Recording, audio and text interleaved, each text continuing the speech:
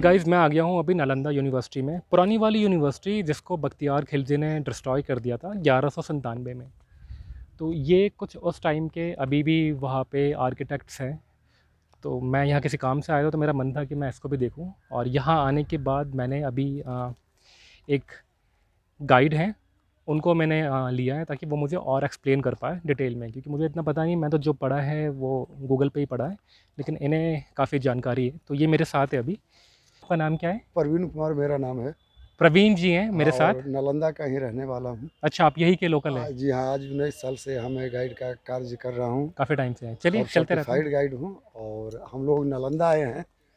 तो नालंदा विश्वविद्यालय आपका दुनिया का फर्स्ट रेसिडेंशियल इंटरनेशनल यूनिवर्सिटी था। नालंदा विश्वविद्यालय को मुख्यतः 3 राजाओं ने मिलकर बनाए थे। पहला राजा कुमारगुप्त थे, जो मगध का राजा। मगध यही है आपका।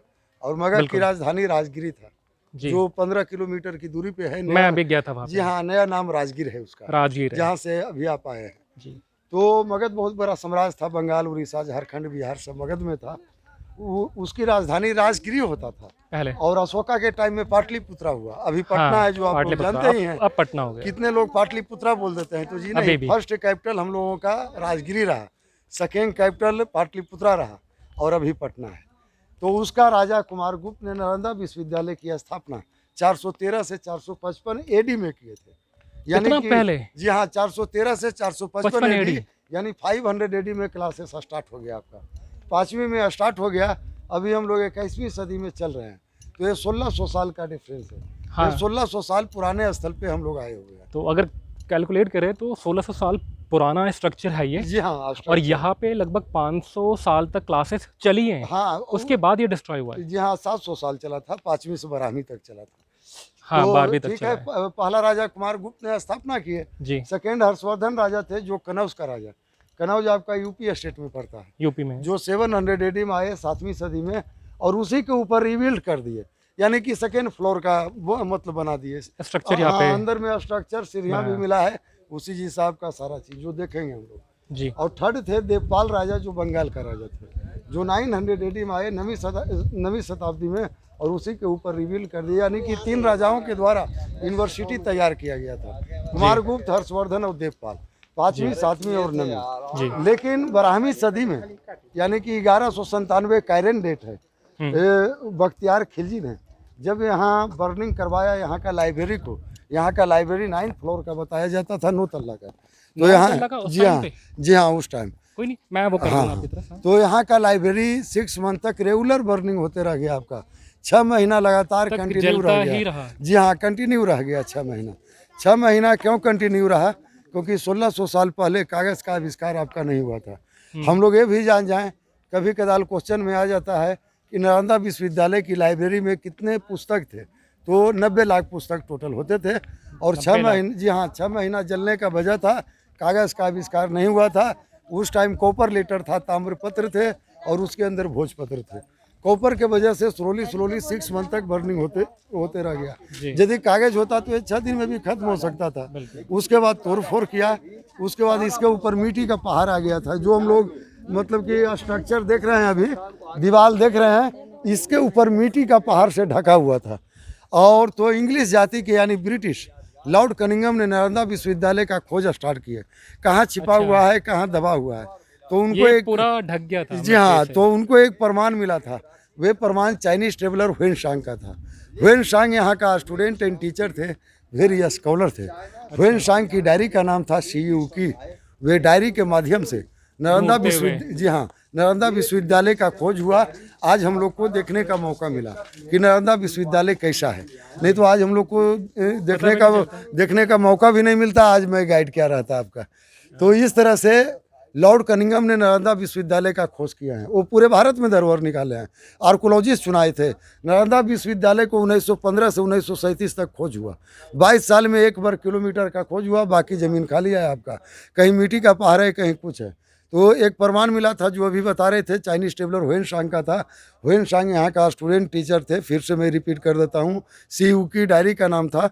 वे डायरी से हम लोग का फुल डिटेल्स पता चला कि नालंदा यूनिवर्सिटी में 10,000 स्टूडेंट्स एंड 1,500 टीचर थे, 10,000 विद्यार्थी और 1,500 शिक्षक थे टोटल आपके। उनकी डायरी से पता जी हाँ, उनकी डायरी से ये क्लियर। 7 माइल लंबा और 3 माइल चौड़ा था, क्योंकि प्राचीन काल में आपका किलोमीटर नहीं होता था, हम लोग निकाले हैं कि आप लोग तुरंत समझ जाइए। 10 किलोमीटर लंबा और 5 किलोमीटर चौड़ा के एरिया में यूनिवर्सिटी का परिसर फैला हुआ था। यूनिवर्सिटी में एडमिशन के लिए क्या होता था, मुख्यतः 4 गेट होते थे, चारों गेट के आगे इंटरनेशनल स्कॉलर, अंतर्राष्ट्रीय विद्वान खड़ा होते थे, जो सभी भाषाओं से पारंगत होते थे। उन्हीं को इंटरव्यू टेस्ट के लिए चुना जाता था। 10 क्वेश्चन होता था, गेट के पास 3 बता दिए, यूनिवर्सिटी में एडमिशन प्राप्त हो जाता था। एडमिशन भी आसान नहीं जी हाँ, इंटरव्यू टेस्ट बहुत मुश्किल था, बहुत मुश्किल। 10 में 3 बताना ही मुश्किल हो जाता था। 1 लाख लोग खड़ा हैं तो वहाँ 1,000 के होते थे। ऐसा नहीं कि सबको मिल गया एडमिशन। जी नहीं, ऐसा नहीं हो, मतलब कि कोई मतलब फाइनल हो ही नहीं पाते थे। तो इस तरह से मतलब कि एडमिशन मिल जाता था 10 में 3 क्वेश्चन बताने के बाद, और एडमिशन मिलते ही यूनिवर्सिटी आपका फ्री सर्विस देता था। अच्छा। कोई चार्ज आपका नहीं, पढ़ना लिखना रहना सहना खाना पीना पुस्तक आदि टोटल फ्री था आपका। रेसिडेंशियल। जी हाँ, टोटल। ये तो दुनिया का बताए ही थे कि दुनिया का फर्स्ट रेसिडेंशियल इंटरनेशनल यूनिवर्सिटी था।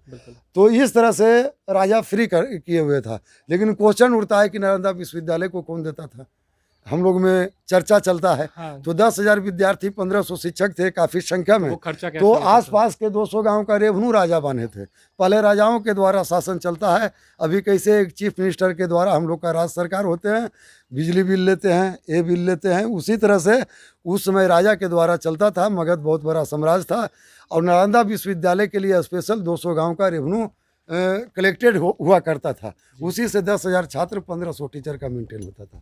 ये सब बाद का मेंटेन है, जो आरसीसी ढलाई देखेंगे 1974 में आर्कोलॉजिकल सर्वे ऑफ इंडिया दिए थे इसे बचाने के लिए, इस धरोहर को। अब देखिए, इसके ऊपर मिट्टी हम बता रहे थे ना, मिट्टी हटाकर निकाला गया।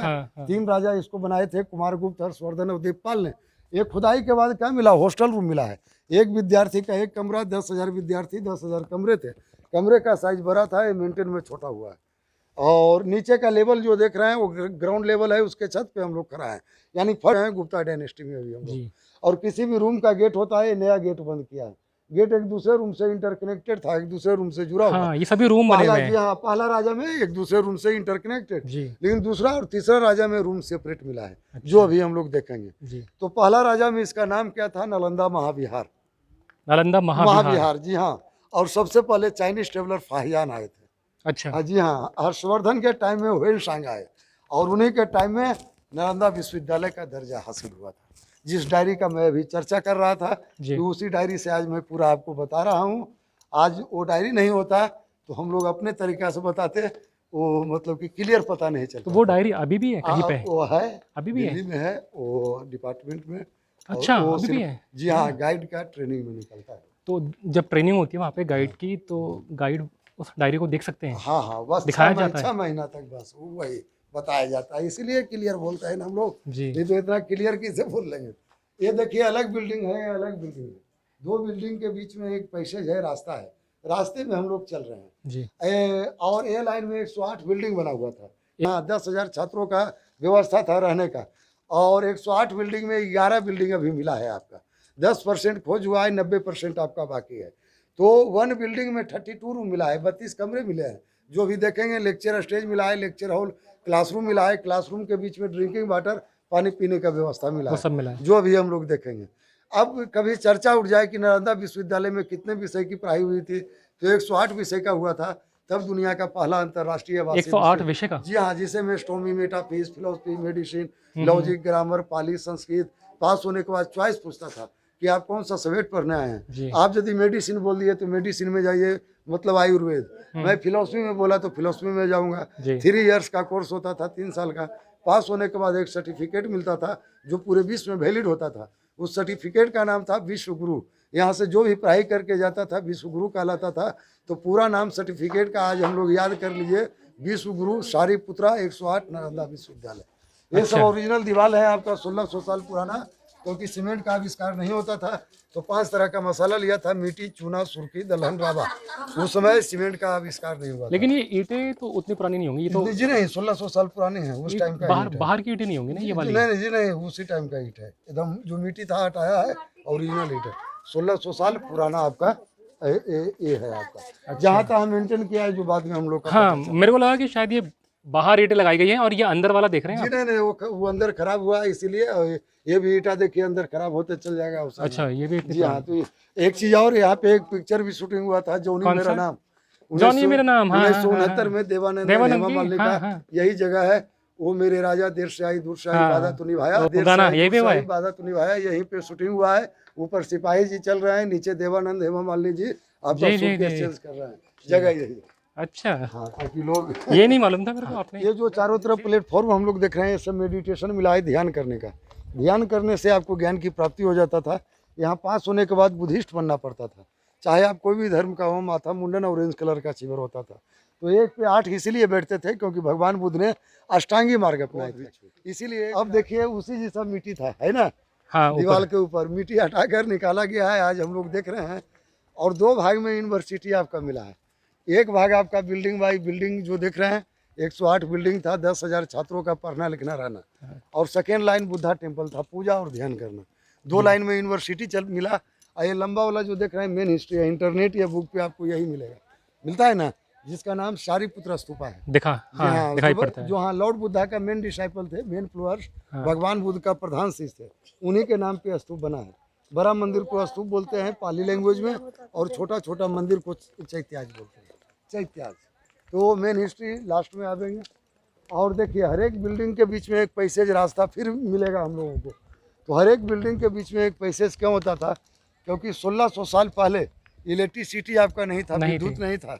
तो क्या किया था कि दोनों तरफ माइका स्टोन मार दिया था। अबरख यहाँ होता था, माइका स्टोन जो सोलर का काम करता है। उसके ऊपर कॉपर का पट्टी था 3 फीट 3 इंच पे, सनलाइट मूनलाइट से रिफ्लेक्स होकर लाइट करवाता था। अच्छा, मैंने नेचुरली लाइट था पहले। माइका स्टोन भी नेचुरली में आता है। तो इस तरह से नेचुरली। और जब आपका वर्षा के टाइम में अमावस्या की रात में घी का दीपक यूज करता था, जो स्टूडेंट का रूम में मिला।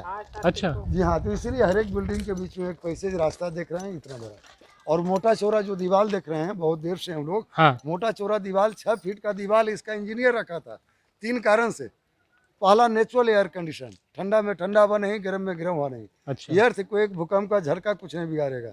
और तीसरा इको सिस्टम लगा हुआ था, यदि आप स्टूडेंट बीमार हैं और क्लासरूम में नहीं पहुंचे तो इन तक आवाज पहुंचता था।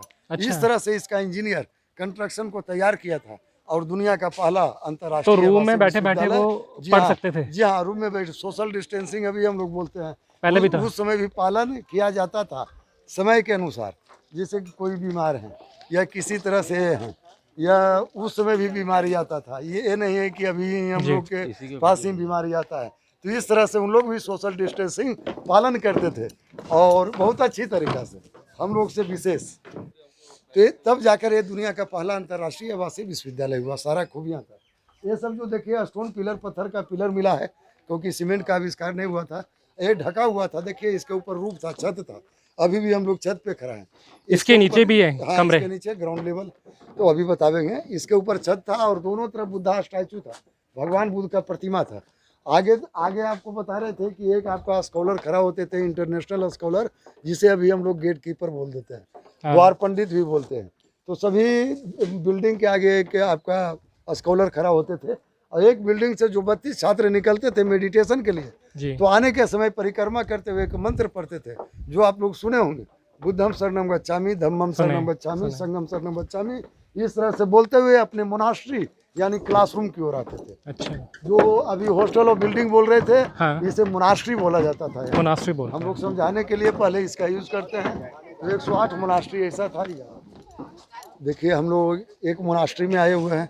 ये एक मोनास्ट्री है। हाँ, एक मोनास्ट्री में 32 रूम, 32 कमरे हम आपको बता रहे थे। हाँ, ऐसा 108 मोनास्ट्री था, 10,000 छात्रों का व्यवस्था था। वो लेक्चर स्टेज था, देखिए सामने वाला, नीचे लेक्चर हॉल, क्लासरूम, बीच में ड्रिंकिंग वाटर, पानी पीने का व्यवस्था। और बच्चे यहाँ बैठते होंगे, स्टूडेंट्स, वो सब नीचे। क्लासरूम के बीच में कुआं मिला है ना, देखिए। हाँ, 108 कुआं था। ये कुआं है। जी हाँ, सभी क्लासरूम के बीच में कुआं। और सभी क्लासरूम में अलग अलग सब्जेक्ट का पढ़ाई होता था, जो मैं बता रहा था। किसी भी मोनास्ट्री के बारे में पता नहीं चला कि कौन सा सब्जेक्ट होता था, लेकिन यहाँ के बारे में पता चला, इसलिए मैं यहाँ लाया हूँ। यहाँ मेडिसिन, आयुर्वेद का क्लास चलता था, पाला राजा में, ऑपरेटिकली प्रायोगिक अध्ययन का। और इनके टीचर नागार्जुना होते थे, मेडिसिन का टीचर। अच्छा। और पहला राजा में यहाँ चला मेडिसिन का, लेकिन दूसरा राजा हर्षवर्धन आए तो इसे सामूहिक भोजन के उद्देश्य से बना दिए थे अपने काल में। एक किचन हॉल का चूल्हा मिला है, यहाँ से सामने तक था, बीच में डिपार्टमेंट बंद किए हैं। काठ की लकड़ी डालता था, चूल्हा तुरंत हिट होता था। खाना दिन में एक ही बार बना, चावल दाल और घी। रात में अमृत भोजन करते थे, दूध दही मक्खन घी। जो 200 गांव का टैक्स आता था। वेनसांग अपने डायरी में चर्चा किए हैं कि नालंदा का आम अमृत के बराबर होता था। नालंदा का आम अमृत के बराबर होता। अच्छा जी हाँ, नालंदा मैंगो गार्डन से फेमस था। हाँ, जो भी हम डिटेल्स करेंगे। 1 स्टूडेंट का 1 रूम, एक विद्यार्थी का 1 कमरा इतना बड़ा होता था। ये कमरा वहाँ तो हम लोग देख रहे थे तो वो कंफ्यूज हो रहे थे, लग रहा होगा बहुत मुश्किल से 20 रूम बनते थे, लेकिन इतना बड़ा रूम मिलता था। और जब लाइट कटता था तो घी का दीपक हुआ था। उस समय उदंतपुरी विश्वविद्यालय था, ढेर सारे विश्वविद्यालय थे, लेकिन यही विश्वविद्यालय को चुना गया, नालंदा विश्वविद्यालय को। जी देखिए, पहला राजा में तो इंटरकनेक्टेड बता रहे थे आपको। हाँ। दूसरा और तीसरा राजा में रूम सेपरेट मिला है। सभी के आगे दरवाजा था, काठ का दरवाजा, लकड़ी का दरवाजा, अंदर से लॉक होता था, बाहर से नहीं, जिसका नाम कुकुंगी था पाली लैंग्वेज में। अभी हम लोग किली छिपकिली लोग बोलते हैं, उन लोग कुकुंगी बोलते थे। ये सब स्टोन पिलर हुआ करता था, पत्थर का पिलर। देखिए कहीं दबा हुआ है, कहीं पे साफ रूप से मिल गया है, तो स्टोन पिलर सब ढका हुआ था।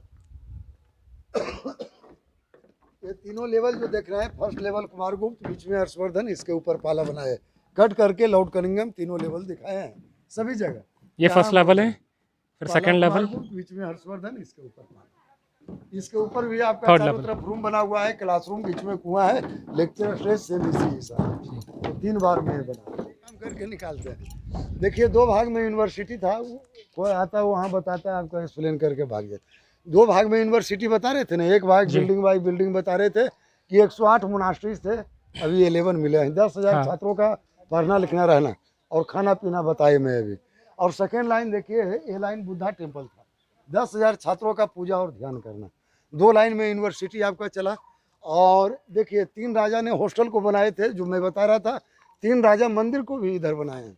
पहला राजा नीचे देखिए कुमारगुप्त बनाए, जो मंदिर का दृश्य देख रहे हैं, छोटा वाला ये मंदिर है। जी हाँ, कुमारगुप्त का मिला, बीच में हर्षवर्धन का मिला, इसके ऊपर पाला का मिला। 3 सामने हर्षवर्धन, जी हाँ, हर्षवर्धन, इसके ऊपर पाला। 3 बार में मंदिर बना, 3 बार में हॉस्टल बना आपका, जो क्लियर हो गया। मंदिर का रूम से जो स्टैचू मिला, मूर्तियाँ मिला, जो यहाँ पे रखा गया है, बड़े बड़े स्टैचू आपका म्यूजियम में आपका ले गया है। तो ये आपका मंदिर का रूम से मिला हुआ स्टैचू है। ये जो गोल वाला देख रहे हैं, राउंड वाला, स्क्वायर वाला तो मेडिटेशन वहाँ बता रहे थे, ध्यान करने का था। हाँ। लेकिन राउंड वाला क्या है, सभी जगह मिलता है, बोधगया में भी, सारनाथ में भी, वैशाली में भी। क्या है ये है क्या, ये विक्रमशिला भागलपुर जाइएगा वहाँ भी मिलेगा। इसका नाम है भोटिव स्तूपा, मनौती स्तूप। फॉरनर लोग बोलते हैं, विदेशी लोग। अच्छा। लेकिन हम लोग समाधि से समझे।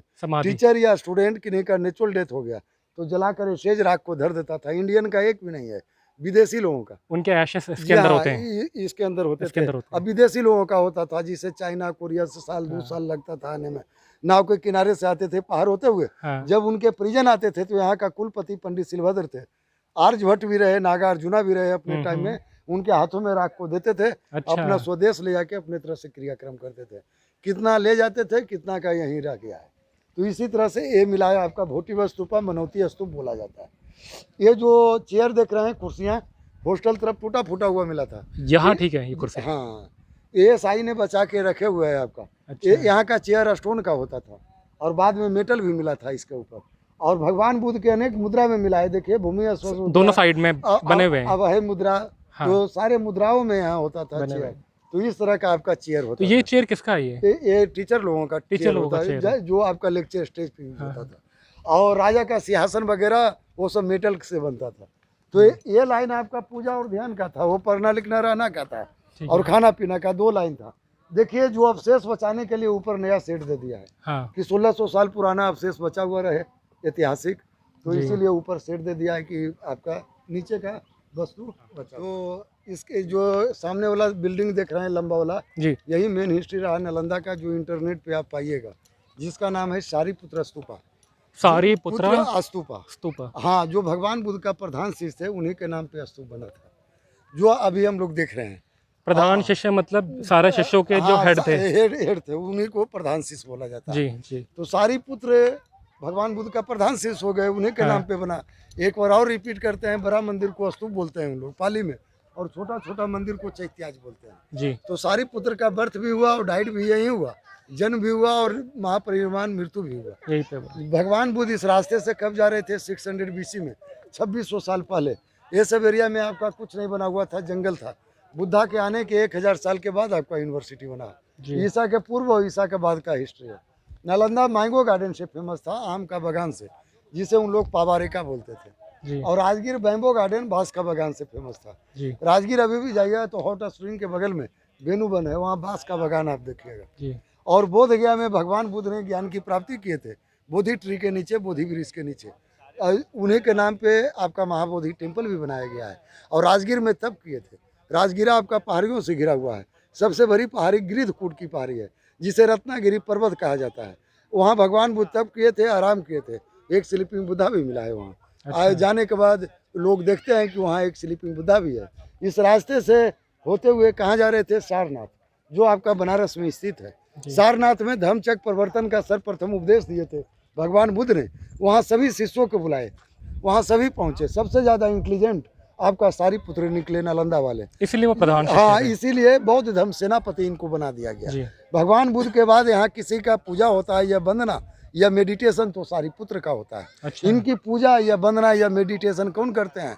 विदेशी लोग, बौद्ध धर्म के लोग, जैसे कि Thailand, China, Korea, Japanese, Burmese, वियतनामी, Sri Lanka, India में महाराष्ट्री लोग हो गए। तो इस तरह से भगवान बुद्ध के बाद इनका वंदना होता है, तो उन लोगों का वंदना सफल हो जाता है। कैसे हम लोग में है कि वैष्णो माता के यहाँ गए, भैरव बाबा के यहाँ नहीं गए तो अधूरा रहेगा। सनातन धर्म में उसी तरह से बौद्ध धर्म में है कि बुद्धा के बाद इनकी पूजा होता है तो पूजा सफल हो जाता है। इसीलिए पूरे विश्व, पूरे दुनिया आपके यहाँ आते हैं। 3 राजा के द्वारा तारा था ना, कुमारगुप्त, हर्षवर्धन और देवपाल, यूनिवर्सिटी को बनाए हैं। लेकिन ये स्तूप अलग राजा बनाए हैं, जो आप लोग भी हिस्ट्री में पढ़े होंगे कि भारतवर्ष में जितना भी स्तूप बनाया गया है सम्राट अशोक के द्वारा। लुम्बिनी, वैशाली, कुशीनगर, श्रावस्ती, सारनाथ, नालंदा, जितना भी स्तूप देखिए अशोक बनाए हैं। अशोक का टाइम 300 BC था, पहले स्तूप बना, उसके बाद यूनिवर्सिटी बना। किसी भी स्तूप के नीचे होलो होता है, साइड में स्तूप नीस होता है अस्थि, जिनके नाम से स्तूप बनता है उसकी अस्थि रखा जाता है। यहाँ सारिपुत्र के नाम से बना, सारिपुत्र की अस्थि मिली। और सांची स्तूपा आप जाइएगा भोपाल, तो वहाँ सांची स्तूपा के नाम से फेमस है। वहाँ महामोगलायन स्तूप नाम है उसका। वहाँ अच्छा। महामोगलायन की अस्थि मिली, क्योंकि महामोगलायन की मृत्यु वहीं हो गई थी। वो भी नालंदा का ही रहने वाले थे, यहाँ से 3 किलोमीटर की दूरी पे, लेकिन उनका स्तूप वहाँ बना, महामोगलायन स्तूप सांची। तो जितने भी स्तूप बनाने वाले थे, कहने का मतलब है सम्राट अशोक बनाए हैं। लुम्बिनी, वैशाली, कुशीनगर, श्रावस्ती, सारनाथ, नालंदा, जितना भी स्तूप देखिए सम्राट अशोक उनके समय में ही बने। जी हाँ, 84,000 स्तूप बना दिए। 84,000? जी हाँ, पूरे दुनिया में इनका मिला है, जिसे थाईलैंड, चाइना, कोरिया, मलेशिया में भी मिला है। इंडिया में भी आपका जितना स्तूप देख रहे हैं सब, तो जितने भी 84,000 स्तूप में भी स्तूप अशोक बनाए। तो जितने भी स्तूप बनाने वाले थे अशोक। सम्राट अशोक का टाइम 300 BC था, पहले स्तूप बना, उसके बाद आपका यूनिवर्सिटी बना। तो यही मेन हिस्ट्री आपका रहा जो अशोक बनाए थे। और इसके ऊपर एक बुद्धा टेम्पल था, जो इसकी राजधानी राजगिरी तक दिखाई देता था। ये 80 फीट का बताया जाता है, खुदाई में कुछ हिस्सा टूट गया। इसके ऊपर बुद्धा स्टैचू था, जो इसकी राजधानी तक दिखाई देता था। बाहर से लोग नतमस्तक हो जाते थे। बहुत ही अच्छा बना हुआ है। तो यही मेन हिस्ट्री आपका नालंदा का रहा। और ये जो हम लोग देख रहे हैं, नालंदा यूनिवर्सिटी का असेंबली हॉल, सभा कक्ष मिला है, और वो लेक्चर स्टेज मिला है। कहीं छत मिला है, कहीं टूट गया है आपका। तो ऐसा अनेक असेंबली हॉल होता था, और सप्ताह में एक बार खुलता था। यदि आपको क्लास में कोई दिक्कत है तो आप सप्ताह में एक बार असेंबली हॉल में दूर कर सकते हैं। तो इस तरह से आपके मतलब कि क्लासेस में होते थे। और ऐसे असेंबली हॉल में 96 छात्र का सीटिंग था, और क्लासरूम में 32 छात्र का सीटिंग था। तो 96 छात्र पे एक आपका असेंबली हॉल कर सकते हैं। वो जो सीढ़ी के नीचे टेढ़ा मेढ़ा देख रहे हैं, वे धनुष का आकार है। वो पहला राजा का सिंबल होता है, कुमारगुप्त का। इसके नीचे कुछ नहीं, अंडरग्राउंड ड्रेन जा रहा है। जो नाला हम लोग देख रहे हैं, ये मोहनजोदारो एंड हड़प्पा की संस्कृति से वाटर डेन स्नानागार का पता चला। यहाँ का कुलपति पंडित सिलभद्र थे, आर्यभट्ट भी रहे, नागार्जुना रहे। इस प्लान को लाए थे, 10 किलोमीटर लंबा तालाब में गिरा रहे थे आपका। तो ये first level, second level, third level दिखा दिया गया है। जहाँ भी धनुष का आकार देखिए, समझ जाइए गुप्त काल का हिस्ट्री है। कभी आप लोग पटना आइएगा तो कुम्हरार में आप जाइएगा दर्शन करने के लिए, वहाँ भी मतलब कि ऐतिहासिक स्थल है। तो वहाँ भी धनुष का आकार देखिएगा, तो घबराना नहीं नहीं है, वहाँ भी कुमारगुप्त ने मतलब मोनास्ट्री बनाए थे, जो साफ पता चलता है। जी हाँ, ये वर्ल्ड हेरिटेज में 15 जुलाई 2016 को कनेक्टेड हुआ है। और एक चीज़ और, ये तो नालंदा विश्वविद्यालय हो गया। नालंदा का मतलब क्या होता है? अब जिसे कि हम लोग नालंदा के मेन हिस्ट्री के पास खड़ा है, नालंदा विश्वविद्यालय के बारे में तो हम बता दिए, लेकिन कोई पूछ देंगे कि नालंदा का मतलब क्या होता है, तो नालम प्लस दा 2 शब्द है, यही 2 शब्द के मिल से नालंदा बना है। नालम मीन्स कमल, जो ज्ञान का प्रतीक होता है, दा मीन्स देने वाला, जो पूरे विश्व को ज्ञान दान में दिया, वही जगह को नालंदा कहता है। तो मेरा नाम तो प्रवीण कुमार है और मेरा मोबाइल नंबर 7301502535। हम डाल देंगे, डिस्क्रिप्शन में डालेंगे आपका नाम और नंबर। ठीक है, आप लोग सारे लोग जो जितने लोग हमको देखेंगे, आप लोगों का हार्दिक अभिनंदन करता हूं। और आप लोग नालंदा विश्वविद्यालय दर्शन करने के लिए आए और अपने इतिहास को, प्राचीन इतिहास को जाने। ये प्रवीण जी थे मेरे साथ गाइड, और जितना मैंने एक्सपेक्ट किया था उससे बहुत ही अच्छे तरीके से उन्होंने मुझे पूरा एक्सप्लेन कर दिया, लगभग आधे घंटे 35 मिनट में। मुझे तो बहुत थोड़ी सी इन्फॉर्मेशन थी जो भी मैंने गूगल के माध्यम से ली थी, बट इन्होंने मुझे ऐसी चीज़ें बताई जो मैंने कभी सुनी भी नहीं थी, तो बहुत इंटरेस्टिंग है। तो आई सजेस्ट कि आप कभी भी अगर पटना आते हैं तो आप यहाँ पे ज़रूर आए, इस यूनिवर्सिटी को ज़रूर देखें, ये जो 1600 साल पुरानी है, और आपको भी बहुत अच्छा लगेगा।